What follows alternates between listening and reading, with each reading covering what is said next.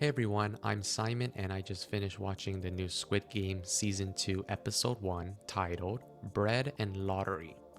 And wow, this first episode did not miss a beat.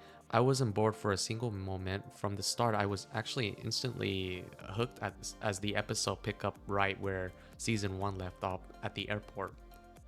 Just a brief overview of what Episode 1 was. We see a vengeful Ji-hoon who makes a U-turn at the airport. Later in his hideout, he intensifies his search for the elusive recruiter or salesman who is seeking new players. So I would like to go over some of the scenes from this episode and give you my thoughts and maybe some theories. So let's just get right into it. So before diving in, a quick heads up, this video does contain spoilers from the episode. If you have not seen this first episode, please feel free to skip this part or go watch it and come back later. So the episode begins with Ji-hoon locating a tracker near his left ear, and he cut it out just to avoid being monitored. This moment highlights his paranoia and his trauma from the events from the previous season.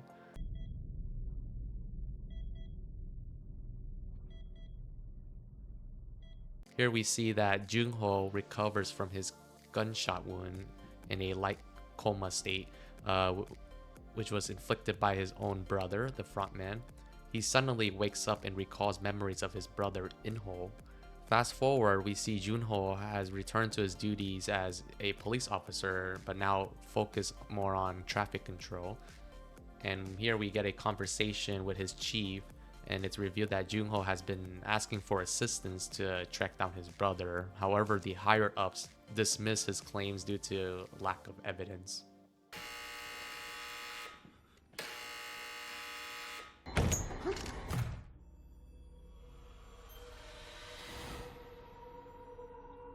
So the narrative takes a dark turn as we see Ji-hoon experiencing a vivid nightmare. In the dream where he hears a buzzer and opens the door and finds the frontman holding the severe heads of his former teammates, Player 218 and Player 067. This disturbing scene underscores how deeply the games have scarred Ji-hoon mentally, leaving him unable to move on. Ji-hoon met with Mr. Kim to locate the mysterious salesman, offering a much higher cash reward. Despite the 2 years of searching, they've had no success. Determined, Ji-hoon increases the reward and hires more men for a deeper investigation. So how are things? Oh, same old, same old. So we see Junho meeting a sailor who saved him from drowning after being shot by his brother. Together they set out to find the mystery island where the games are being held. Despite the extensive searching, the island remains undetectable, leading to speculation about whether if it's on a newly undiscovered map location. Here we see Woo and his men that he hired that went over the procedures to find the salesman. So they are tasked in groups to go to each station and track him down, finding the right person that matches the description of the salesman. And after a long search, they ended up being unsuccessful in finding the salesman, until one day when they are about to give up, they actually found the salesman playing Dachi. Shithead isn't down here. If he was, then there's no reason.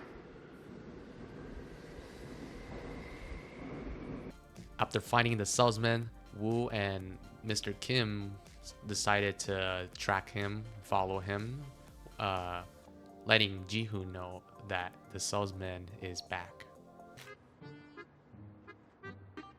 You want all of those? In a shocking sequence, we see the salesman buying lottery tickets and bread rolls, and he went to the park to offer homeless people either a lottery ticket or a bread roll. Most people chose the lottery tickets, which highlights their desperation, only to walk away empty-handed. There's one person, however, that valued their immediate hunger and opts for the bread. The salesman then stomps on the remaining bread, expressing his disdain for humanity's perceived greed and lack of purpose. And as we have seen, Mr. Kim and Woo have been tracking down the salesman, following him wherever he's going, and they decided to actually approach him and try to take him down. However, those men were unsuccessful, and the salesman actually knocked them out and kidnapped them and held them hostage. They were forced to play a horrifying game of Russian roulette mixed with rock, paper, scissors. This chilling scene delves into the salesman's deranged and psycho behavior, showcasing his enjoyment of death and suffering. And later we see that Mr. Kim actually got shot, and which left Woo scared and speechless. Then they had a meeting about try to understand why are they following the salesman, what are their plans, and which ends up with the salesman confronting Ji-hoon in his apartment. So he now knows where Ji-hoon lives, and he revealed to Ji-hoon that he once worked for the organization where he cleaned and incinerated the bodies. He shares that his first victim was his own father, which was a chilling insight into his descent into madness. The scene culminates in a game of Russian roulette between Ji-hoon and the salesman, which ended up with the salesman taking his own life because he lost the game. And this scene is where I think the actor Jung Yoo, I think he definitely stole the show here. I love his portrayal as the salesman.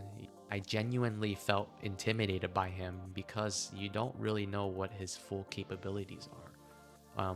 And all you can see is that evil smile that is filled with hatred and just emotionless. So that's pretty much a brief overview of this episode.